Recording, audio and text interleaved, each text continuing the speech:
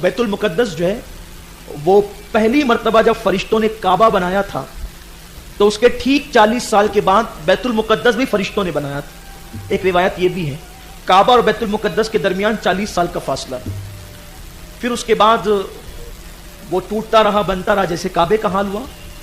تو سلیمان علیہ السلام نے اس کو تعمیر کرنا چاہا تو سلیمان علیہ السلام کے ہاتھ پر اللہ نے دیو کو جنات کو مسخر کر دیا تھا. تو حضرت سلیمان علیہ السلام جو دیو ہوتے تھے, جنات کی ایک شکل ہے دیو, دیو کا مطلب شیطان کے بھی ہوتے ہیں, شیاطین بھی مسخر تھے.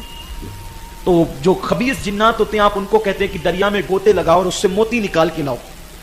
اور وہ موتی نکال کے لاتے اور آپ جناتوں کو حکم دیتے کہ وہ بیت المقدس کو تعمیر کریں گے. اب بیت المقدس جب تعمیر ہوتا رہا اس کا تھوڑا سا کام بچ گیا, اور تھوڑا سا کام بچ گیا اور حضرت سلیمان علیہ السلام کا وقت وصال قریب آ گیا. تو سلیمان علیہ السلام اپنی لاٹھی کو اپنے عصا کو ٹیک لگا کر کھڑے رہے اور جناتوں سے کام کرواتے رہے. اب سلیمان علیہ السلام کی اسی حالت میں روح نکل گئی, روح نکال لی گئی اور آپ یوں ہی ٹیک لگا کر کے کھڑے رہے. آپ سوچئے کوئی عصا کو ٹیک لگا کر کے اگر ہلکا سا سو جائے نا تو عصا بھی گرے گا اور وہ خود بھی گرے گا. یہ شان نبوت ہے کہ عصا کو ٹیک لگا کے روح نکل گئی لیکن آپ برابر کھڑے رہے اور 1 سال تک اسی شان سے کھڑے رہے. رات کو بھی پھر جنات کام کرتے, جب حضرت سلیمان جاتے ہی نہیں تو یہ رات و دن کام کرتے, رات دن کام پہ لگے رہے اور ٹھیک 1 سال میں جتنا کام بچا تھا سب مکمل ہو گیا. اب جب وہ کام مکمل ہو گیا تو اللہ نے دیمک کو حکم دیا کہ وہ حضرت سلیمان علیہ السلام کی عصا کو چاٹ لے. تو اندر سے دیمک کھاتے گئے حتیٰ کہ وہ پورا عصا چاٹ گیا, کھوکھلا ہو گیا. تو وہ عصا ٹوٹا, حضرت سلیمان علیہ السلام نیچے آئے. اب آپ مجھے بتائیں 3 دن میں انسان کے اندر بدبو پیدا ہوتی ہے, بلکہ 3 دن تو میں بہت محتاط بول رہا ہوں, بعض میتیں تو ایسی ہوتی ہے کہ نہلانے سے پہلے ہی بدبو مارنے لگتی. اللہ تعالیٰ سب کی حفاظت فرمائے. لیکن یہ شان نبوت ہے. 1 سال بارش ہوئی, دھوپ, سردی, گرمی, برسات سب, لیکن چہرے کا رنگ بھی نہیں بدلا. یہ قدرت کہہ رہی, قدرت قرآن کی آیت ہے. لوگ کہتے ہیں نبی مر کر مٹی میں مل گئے.